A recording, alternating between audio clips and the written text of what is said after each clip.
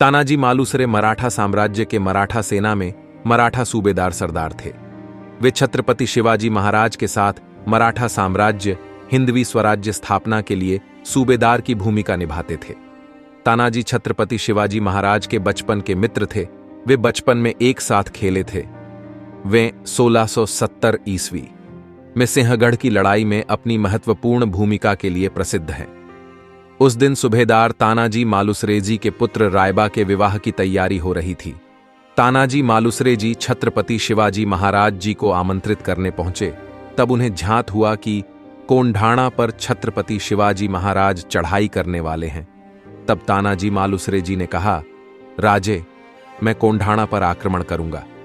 अपने पुत्र रायबा के विवाह जैसे महत्वपूर्ण कार्य को महत्व न देते हुए उन्होंने छत्रपति शिवाजी महाराज की इच्छा का मान रखते हुए कोंढाणा किला जीतना ज्यादा जरूरी समझा।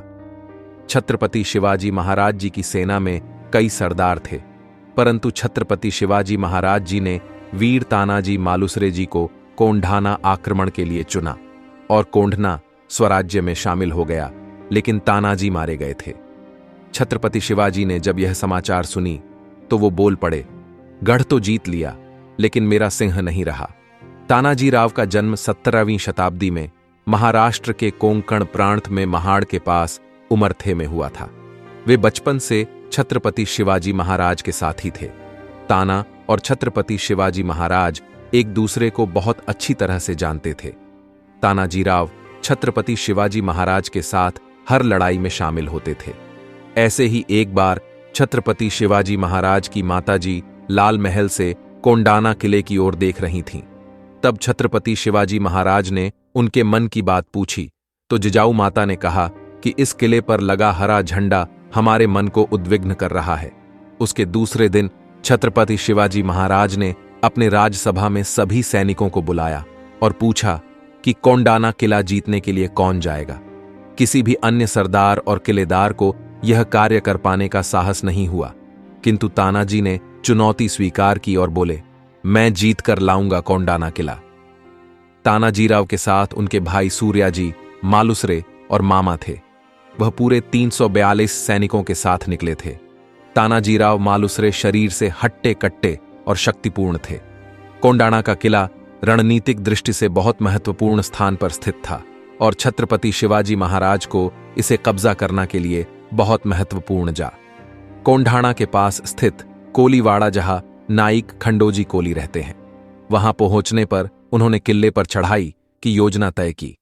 तानाजी और 342 सैनिकों की उनकी टुकड़ी ने पश्चिमी भाग से किले को एक घनी अंधेरी रात को घोरपड़ नामक एक सरीसृप की मदद से खड़ी चट्टान को मापने का फैसला किया।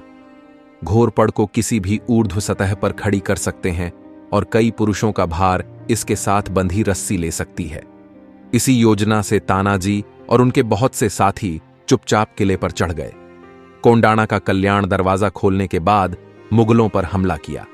किला उदयभान राठौड़ द्वारा नियंत्रित किया जाता था, जो राजकुमार जय सिंह द्वारा नियुक्त किया गया था। उदयभान राठौड़ के नेतृत्व में 5000 मुगल सैनिकों के साथ तानाजी का भयंकर युद्ध हुआ। तानाजी एक लड़ाई लड़े। इस किले को अंततः जीत लिया गया, लेकिन इस प्रक्रिया में तानाजी गंभीर रूप से घायल हो गए थे और युद्ध में वीरगति को प्राप्त हुए। जब छत्रपति शिवाजी महाराज जी को यह दुखद वार्ता मिली तो वे अत्यंत दुखी एवं आहत हुए। छत्रपति शिवाजी महाराज ने कहा, मराठी गढ़ आला पण सिंह गेला, अर्थ हमने गढ़ तो जीत लिया, लेकिन मैंने मेरा सिंह खो दिया। तानाजी मालुसरे की स्मृति में कोंढाणा दुर्ग का नाम बदलकर सिंहगढ़ कर दिया गया है। पुणे नगर के वाकड़ेवाड़ी नामक भाग का नाम बदलकर नरबीर तानाजी वाड़ी कर दिया गया है। इसके अतिरिक्त तानाजी के अनेकों स्मारक हैं। छत्रपति शिवाजी महाराज जी के परम मित्र सूबेदार तानाजी मालुसरे जी ने बड़े वीरता का परिचय देते हुए कोंढाणा किले को, उसके पास के क्षेत्र को मुगलों के कब्जे से स्वतंत्र कराया। इस युद्ध के समय जब उनकी ढाल टूट गई तो तानाजी मालुसरे जी ने अपने सिर के फेटे को अपने हाथ पर बांधा और तलवार के वार अपने हाथों पर लिए एक हाथ से वे वायु की तेज गति से तलवार चलाते रहे।